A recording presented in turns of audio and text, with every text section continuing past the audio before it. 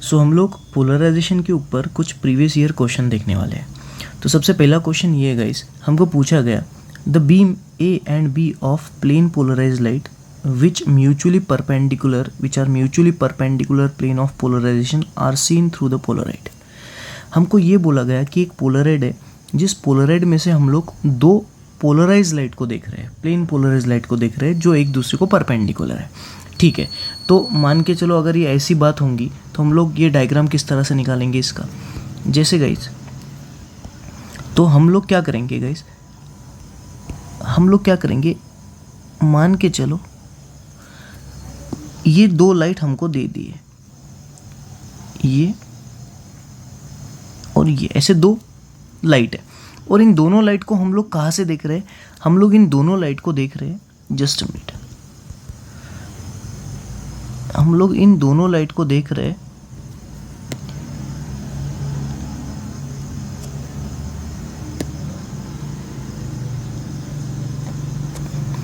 ठीक है, ये दो हमारे पास पोलराइज लाइट है जो एक दूसरे को परपेंडिकुलर है।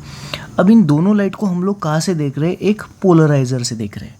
अब सवाल ये है कि मैं जो पोलराइजर है वो पोलराइजर मैं ऐसे निकालूं या मैं पोलराइजर इस तरह से निकालूं, मतलब ये जो पोलराइजर का एक्सिस होता है ना, ये तो मैं किस तरह से निकालूं। तो उसके लिए उसने आगे क्या कहा है वो उसको हम लोग समझ लेते हैं। उसने कहा है कि from the position when the beam A has maximum intensity and beam B has zero intensity, मतलब उसने कहा है कि अगर आप उसको देख रहे हो तो बीम ए का इंटेंसिटी मैक्सिमम और बीम बी का इंटेंसिटी मिनिमम बोले तो ज़ीरो है। तो अगर मान के चलो मैं इसको बीम ए मान के चलता हूँ और इसको बीम बी मान के चलता हूँ, तो ए का इंटेंसिटी मैक्सिमम दिख रहा है, तो इसका तो एक ही मतलब होगा कि ए को ही पैरेलल, जो आपका ए पोलराइज लाइट है उसी को पैरेलल आपका एक्सिस ऑफ पोलराइजर होगा, तभी तो आपका ए इसमें से एज इट इज़ पास हुआ और आपको ए पूरी तरह से दिखा। बट बी क्योंकि इस एक्सिस को, पोलराइजर एक्सिस को परपेंडिकुलर है, इसलिए बी इससे पास नहीं हो पाया, इसलिए बी का इंटेंसिटी आपको ज़ीरो नज़र आ रहा है। चलो ठीक है, अब होता ही है कि उसने कहा क्या कि ये जो पोलराइजर है इसको हम लोगों ने 30 डिग्री से ट्विस्ट किया, इस पोलराइजर को हम लोगों ने 30 डिग्री से ट्विस्ट किया। तो इस पोलराइजर को, एक सेकेंड, इस पोलराइजर को हम लोगों ने 30 डिग्री से ट्विस्ट किया, 30 डिग्री से ट्विस्ट किया।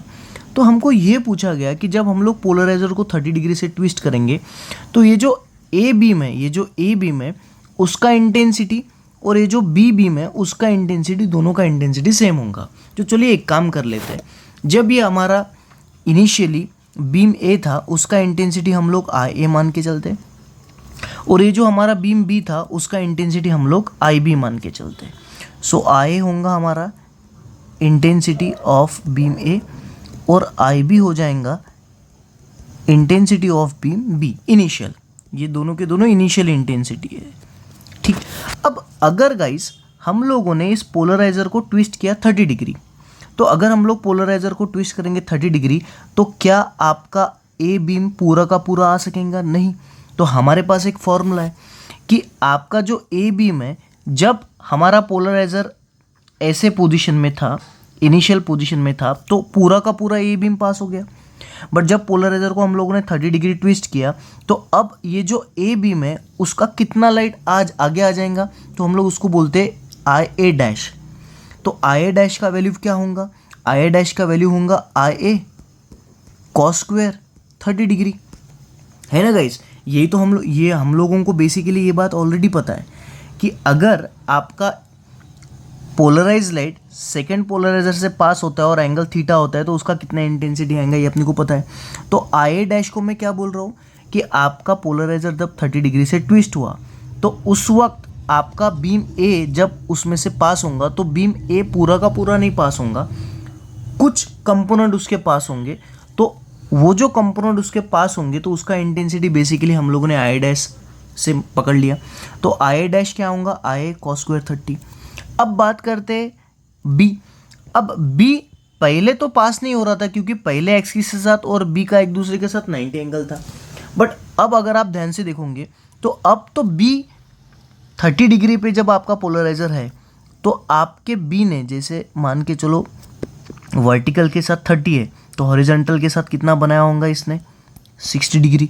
तो अब आपका जो बी है अब तो पास होगा इस पोलराइज़र के साथ, क्योंकि अब आपका पोलराइज़र 30 डिग्री पे ट्विस्ट हो चुका है।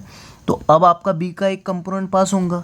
तो हम लोग बी जो बी में उसका इंटेंसिटी बोलेंगे आई बी डैश, और वो हो जाएगा आई बी कॉस स्क्वायर 60। ठीक है गाइस, अब हमको बोला ये गया कि आई ए डैश और आई बी डैश सेम है। हमको ये बोला गया आई ए डैश और आई बी डैश सेम है, जानते हैं हम लोग। देखो उसने क्या बोला कि जब आप पोलराइजर को 30 डिग्री से रोटेट करते हो, देखो क्या बोला, अ rotation of Polaroid through 30 degree make the two beam appear equally bright. जब आप पोलराइजर को 30 डिग्री से रोटेट करोगे तो रोटेट करने के बाद जो लाइट निकलेगा, जिसका इंटेंसिटी हम लोगों ने आई डैश और आई बी डैश माना है, वो इंटेंसिटी सेम होगा, क्योंकि उसने बोला अपीयर इक्वली ब्राइट। अब आई डैश का वैल्यू क्या है गाइस, आई ए कॉस स्क्वायर 30, और आई बी डैश का वैल्यू क्या है, आई बी कॉस स्क्वायर 60। ठीक है गाइस, अब हम लोग डालेंगे cos 30 का वैल्यू। cos 30 का वैल्यू कितना होता है, cos 30 होता है √3/2, और स्क्वायर है तो ये आ जाएगा 3/4 is equal to I B. cos 60 कितना होता है 1/2, स्क्वायर है तो ये हो जाएगा 1/4, तो 4 से 4 कट गया, तो IA3 is equal to I B. अब 3 मल्टीप्लाई उधर जाने के बाद divide, so IA is equal to I B by 3। I B multiply इधर आने के बाद divide, so IA by I B कितना आ रहा है 1/3। तो यही हमको पूछा गया कि IA बाय आई बी कितना होगा। तो अगर हम लोग वापस सवाल देखते तो हमको यही पूछा गया, if the initial intensities of two beam are IA and I B respectively then IA by I B is equal to, तो सही आंसर है गाइस 1/3। हम लोग वापस एक बार देख लेते हैं कि गाइस हमको पूछा गया था कि IA बाय आई बी क्या है, बट बताते टाइम उसने क्या बोला कि दो लाइट है जो एक दूसरे को म्यूचुअली परपेंडिकुलर है, तो हम लोगों ने म्यूचुअली परपेंडिकुलर ले लिए। वो जब पोलराइजर से पास हो रहे थे तो इनिशियली हम लोगों ने पोलराइजर वर्टिकल दिशा में रखा, तो पोलराइजर से IA तो पूरा का पूरा पास हो रहा था, बट IB पास नहीं हो रहा था। ये क्वेश्चन नहीं हमको बताया है यहाँ पे कि B हैज़ 0 इंटेंसिटी और A हैज़ मैक्सिमम इंटेंसिटी। तो हम लोगों ने क्या किया, पोलराइजर को IA के पैरेलल रखा, वहाँ से लाइट पास हो रहा था। बट जब अब पोलराइजर 30 डिग्री से ट्विस्ट हुआ तो अब तो IA पूरा का पूरा पास नहीं होगा और IB पूरा का पूरा रिस्ट्रिक्ट नहीं होगा। तो IA का अब इंटेंसिटी क्या होगा, तो उसको हम लोगों ने IA डैश बोला, ट्विस्ट 30 डिग्री रोटेट करने के बाद पोलराइजर को। और IB का इंटेंसिटी क्या होगा, तो हम लोगों ने IB डैश बोला। तो इसको हम लोग इस फॉर्मूले से निकाल सकते हैं। अब थीटा एक 30 और दूसरा 60 क्यों, क्योंकि A के साथ अगर आप पोलराइजर 30 डिग्री से ट्विस्ट कर रहे हो तो A के साथ 30 है तो B के साथ कितना होगा 60 डिग्री, तो यही से ये एंगल आए। और यहाँ पे हम लोगों ने IA और IB सेम क्यों लिया, क्योंकि क्वेश्चन में ही बोला गया कि इक्वली अपीयर इक्वली ब्राइट, कि पोलराइजर को जब आप 30 डिग्री से रोटेट करोगे तो आपको वो दोनों के दोनों लाइट इक्वली ब्राइट नजर आएंगे, इसलिए हम लोगों ने IA is equal to IB कर लिया। IA और IB का वैल्यू डाल दा तो हम लोगों को IA बाय IB मिला 1/3। That is the answer. Thank you so much.